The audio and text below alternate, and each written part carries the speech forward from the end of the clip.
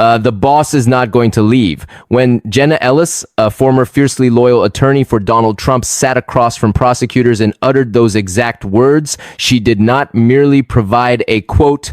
She handed investigators the precise weapon they needed to dismantle the defense of a former American president. This single chilling statement is the beating heart of a sprawling, unprecedented ABC News exclusive. Driven by the relentless and meticulous investigative work of reporter Olivia Rubin, the news organization obtained portions of highly confidential tapes. These tapes contain the raw, unfiltered interviews between prosecutors and two of Donald Trump's most high-profile co-defendants in the sweeping Fulton County, Georgia election interference case. What these confidential recordings reveal sheds entirely new, glaring light on Donald Trump's internal mindset during the volatile and chaotic days immediately following the 2020 presidential election. Sidney Powell and Jenna Ellis, both prominent attorneys who previously acted as the vanguard for Trump's post-election legal challenges, have fundamentally altered the landscape of this investigation. Both women have pleaded guilty to reduced charges, successfully avoiding jail time in exchange for their full and complete cooperation with the prosecution. Their testimonies pull back the curtain on an administration that was seemingly at war with reality. In her confidential interview, Sidney Powell explicitly told prosecutors that she was repeatedly present in the room when Donald Trump was directly informed that he had lost the election.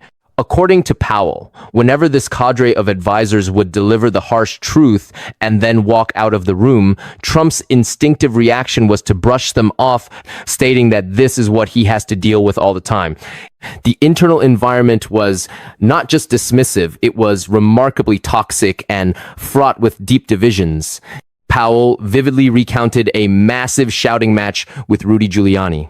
During this explosive confrontation, Giuliani called her every derogatory name in the book, including calling her a bitch, and explicitly labeled her the absolute worst lawyer he had ever seen in his entire life.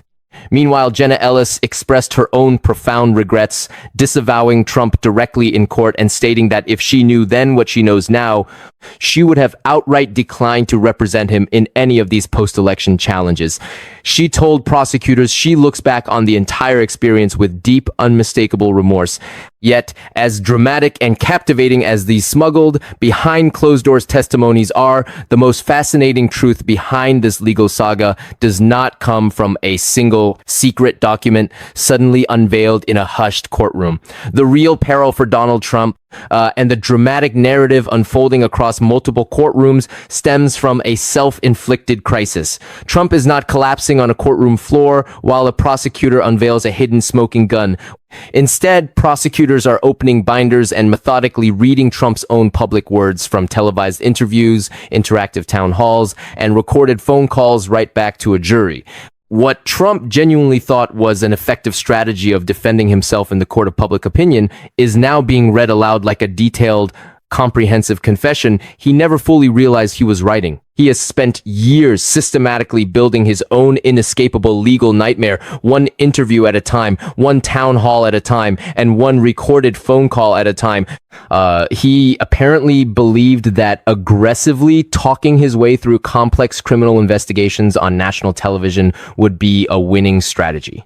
However, the legal experts who have been watching this unfold, taking meticulous notes every time he sits down to set the record straight, have a very specific term for what Trump has been generously providing. They call it pure gold. This is not an exaggeration. It is a direct quote from Julianne Himlstein, a former federal prosecutor who explicitly told PBS that any statements made by a criminal defendant, whether they sound like outright confessions, defiant denials, or just plain strange rambling, are absolutely pure gold for the people actively trying to convict them.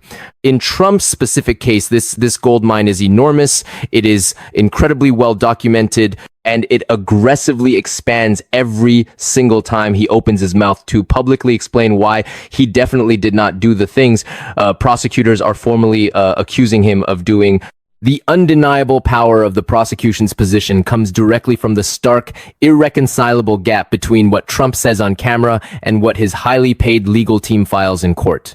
These public statements continuously turn out to be dramatically inconsistent with the precise legal arguments his lawyers are attempting to mount for his defense. Consider the sheer mechanics of this contradiction.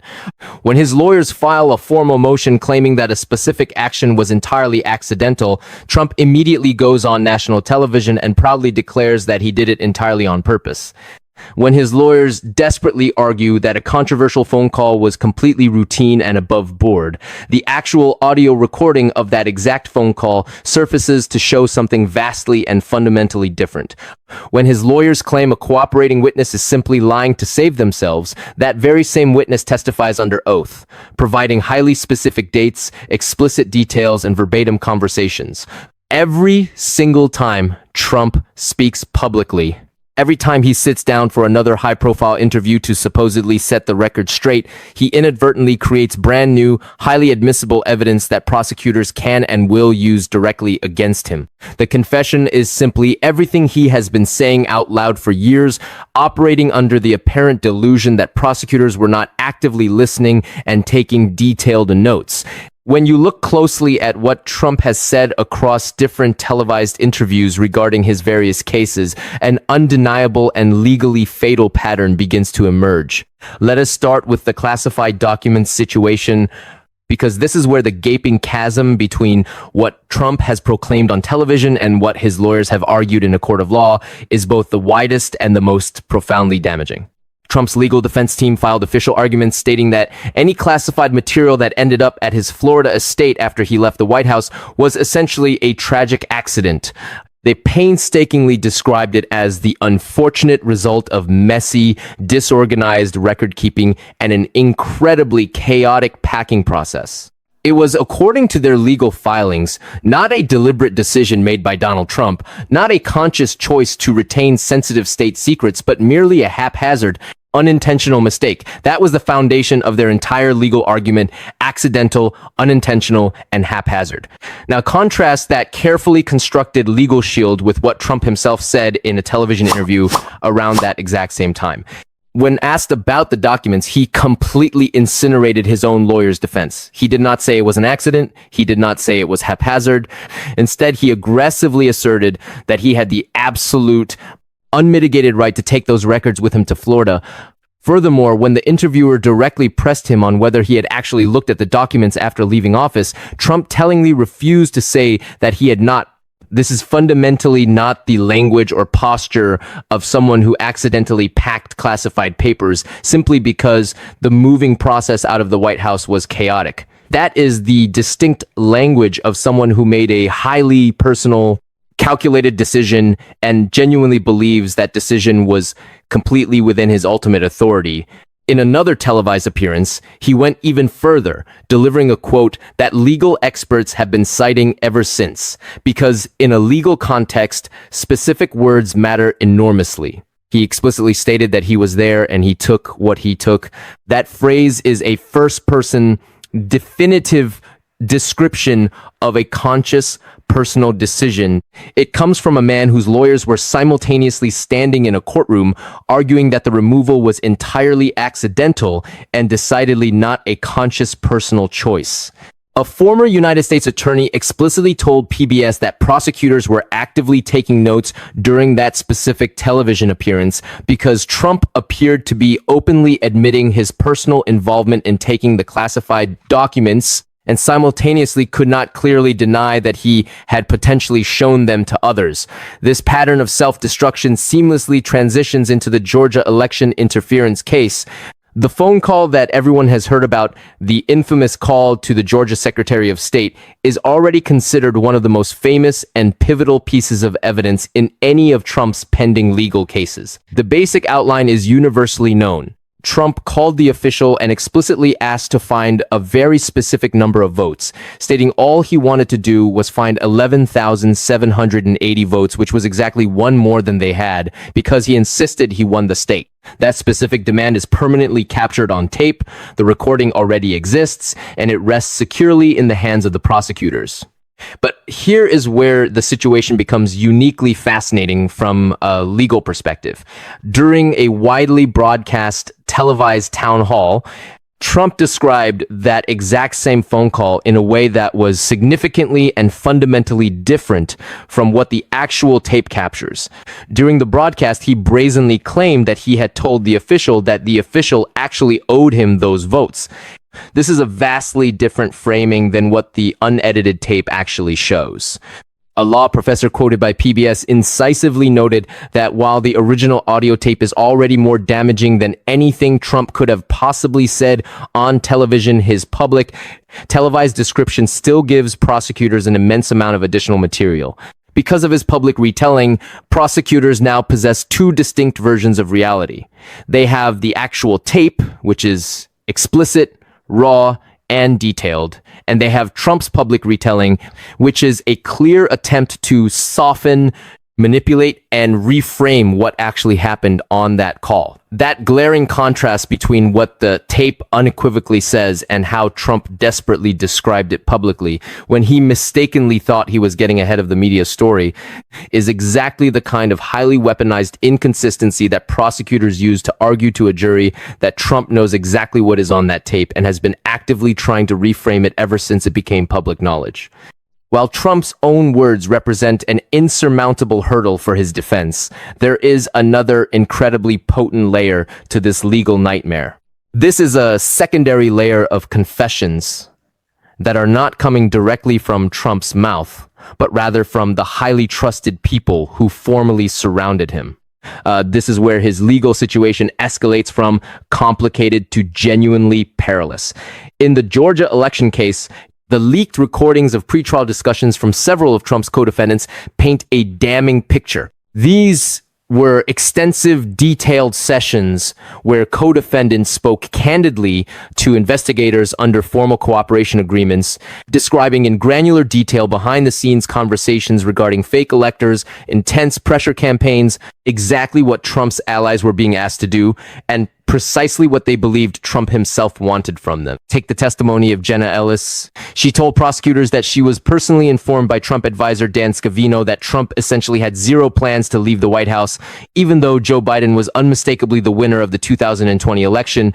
When Ellis emphasized to Scavino that the claims and the ability to challenge the results were essentially over, noting that it doesn't quite work that way, Scavino allegedly replied in an excited tone that they did not care and they were not going to leave.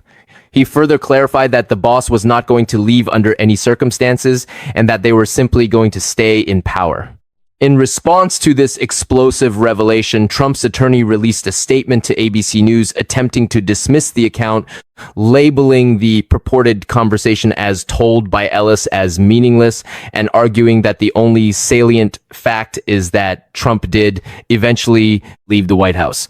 Sidney Powell added another layer of extraordinary insider detail, explaining a genuinely shocking plan she says was openly discussed inside the Oval Office following the 2020 election. According to Powell, Trump was specifically and explicitly willing to appoint her as a special counsel. She recounted that by the third time they ran through this scenario, White House counsel Pat Cipollone dismissively stated that the president could name her anything he wanted, but nobody was going to pay attention.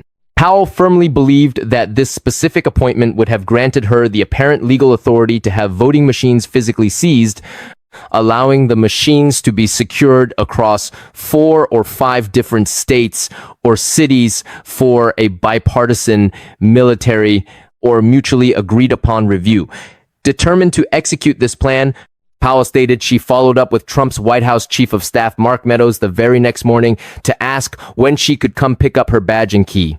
According to Powell, Meadows essentially laughed at her and bluntly replied that it was not going to happen. As the walls closed in and more people bravely told Trump that he had lost, Powell noted that Trump began to rely heavily on her specifically because she was one of the few who still publicly validated his belief that he had won. Ultimately, the environment became so toxic that Powell says she left town ahead of January 6th, genuinely fearing what might transpire, viewing a massive rally over the end of the Trump presidency as a really bad idea.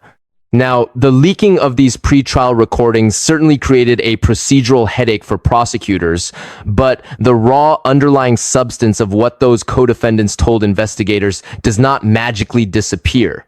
If these cooperating witnesses attempt to change their stories at trial, prosecutors have a lethal countermeasure. They can instantly use those earlier locked-in statements to completely challenge their credibility in front of the jury, meaning the private accounts those co-defendants gave are now permanently locked into the evidentiary record. If anyone doubts the sheer devastating efficacy of this specific legal strategy of using insider testimony against Donald Trump, they only need to look at the recent trial in New York. A witness took the stand and testified under oath that he had personally made certain payments explicitly at Trump's direction with the direct intent to influence an election. That damning testimony was then read directly from the transcript right there in front of the jury. Donald Trump was powerless to stop it, and while his lawyers could vigorously cross-examine the witness, they could not prevent the jury from absorbing that witness's first-hand account. The jury that sat and listened to that insider testimony ultimately convicted Donald Trump on all counts, serving as the clearest proof of concept that this exact type of insider testimony can produce the ultimate outcome prosecutors are tirelessly working toward. This brings us to a reality that is genuinely puzzling to nearly all seasoned legal observers. The standard, universal advice from any competent criminal defense lawyer to any client facing serious charges is exceedingly simple. Stop talking. Do not give interviews, do not participate in town halls, do not attempt to explain your reasoning on social media, and do not say anything that could potentially be used against you. And yet, Donald Trump completely refuses to follow it. He simply keeps talking because his severe legal situation and his political identity are intertwined in a manner that is practically impossible to separate. His fiercely loyal supporters desperately need to hear him actively defending himself, asserting his innocence, and proclaiming his victimhood in real time. For Trump, suddenly going silent would feel exactly like a retreat, projecting an unacceptable image of weakness to the very audience that demands to see him fighting. And so, trapped by his own political necessities, he keeps right on talking, and the prosecutors keep right on taking notes. Let us be completely clear about what all of this continuous talking means for Trump's legal situation moving forward. The most fundamental consequence to understand is what this pattern of behavior does to his constitutional ability to ever take the stand and testify in his own defense. By constantly speaking out, he has voluntarily handed prosecutors an enormous library of his own words captured on tape that they can immediately deploy on cross-examination the very second he dares to take the stand. If he takes the stand and testifies that he absolutely did not intentionally take classified documents, the prosecutors will simply read back the transcript of the television appearance where he proudly boasted that he was there and took what he took. If he testifies under oath that the Georgia phone call was entirely routine, the prosecutors will hit play on the recording where his voice is heard explicitly asking for a specific number of votes to be found. If he boldly testifies that certain illicit payments were made entirely without his knowledge, the prosecutors will simply read aloud from the sworn testimony of his former allies confirming the opposite.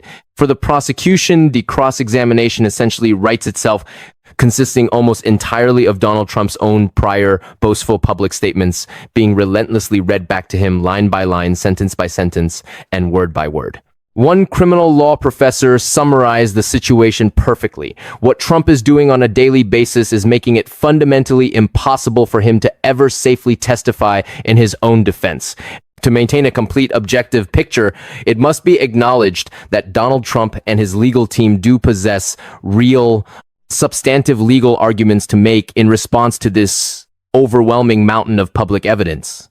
His defense lawyers can forcefully argue to a jury that out-of-context television quotes are absolutely not the equivalent of formal, sworn legal admissions.